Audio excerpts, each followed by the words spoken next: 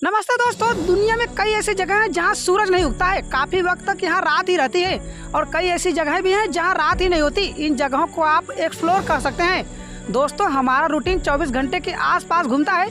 तकरीबन 12 घंटे सूरज की रोशनी के साथ और बाकी घंटे रात के समय होते हैं। लेकिन क्या आप जानते हैं कि दुनिया भर में ऐसी जगह है जहाँ सूरज 70 दिनों से ज्यादा नहीं डूबता। कल्पना कीजिए कि पर्यटकों के लिए समय का ट्रैक रखना कितना दिलचस्प होगा, जब वहाँ के स्थानीय लोग भी सीधे 70 दिनों के लिए सूर्यास्त नहीं होने से भ्रमित हो जाएंगे।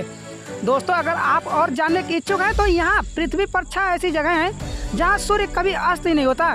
दोस्तों, पहला है नॉर्वे। आर्कटिक सर्कल में स्थित नॉर्वे को मध्य रात्रि सूर्य की भूमि कहा जाता है, जहाँ मई से जुलाई के आखिर तक सूर्य हकीकत में कभी अस्त ही नहीं होता। इसका मतलब यह है कि तकरीबन 76 दिनों तक सूरज कभी अस्त ही नहीं होता। नॉर्वे के स्वालबार्ड में सूरज 10 अप्रैल से 23 अगस्त तक लगातार चमकता रहता है। ये यूरोप का सबसे नॉर्दर्न मोस्ट इनहाइबिटेड रीजन भी है।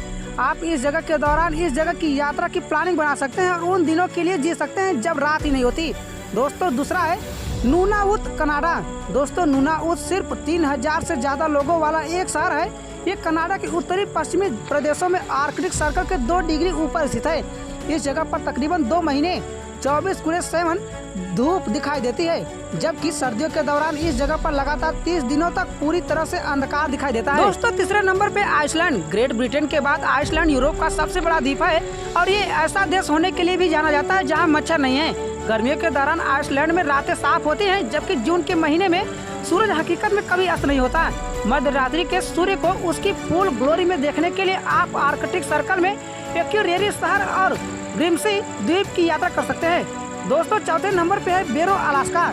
मई के आखिर से जुलाई के आखिर तक सूर्य हकीकत में यहाँ अस्त नहीं होता, जिसकी भरपाई नवंबर की शुरुआत से अगले 30 दिनों के लिए की जाती है। इस दौरान सूरज उगता ही नहीं है और इसे पोलर लाइट्स के रूप में भी जाना जाता है। दोस्तों, इसका मतलब यह है कि सर्दियों के कठोर महीने के दौरान देश अंधेरे में रहता है। बर्फ से ढके पहाड़ों और मंत्रमुग्ध कर देने वाले ग्लेशियरों के लिए प्रसिद्ध इस जगह पर गर्मियों या सर्दियों में जाया जा सकता है। दोस्तों, 5वें नंबर पर फिनलैंड।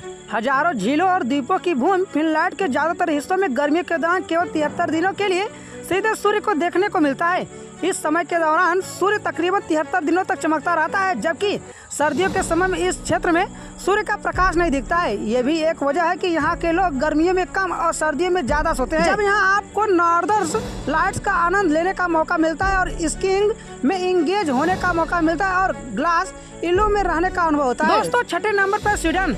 मई की शुरुआत से अगस्त के आखिर तक स्वीडन में आधी रात के आसपास सूरज डूबता है और देश में तकरीबन 4 बजे उगता है। यहाँ लगातार धूप का पीरियड साल के 6 महीने तक रह सकती है। इसलिए जब यहाँ कोई एडवेंचर एक्टिविटीज में एंगेज होकर गोल्फिंग, मछली पकड़ने, ट्रेकिंग, टेल्स की खोज और बहुत कुछ करके लंबे दिन बिता सकते हैं। तो दोस्तों, आपको क्या लगता है कि यह जगह देखने में कैसा लगता होगा, और यदि आपको जाने का मौका मिले तो आप इन सभी जगहों में से किस जगह पे जाना पसंद करेंगे, कमेंट सेक्शन में जरूर आएगा।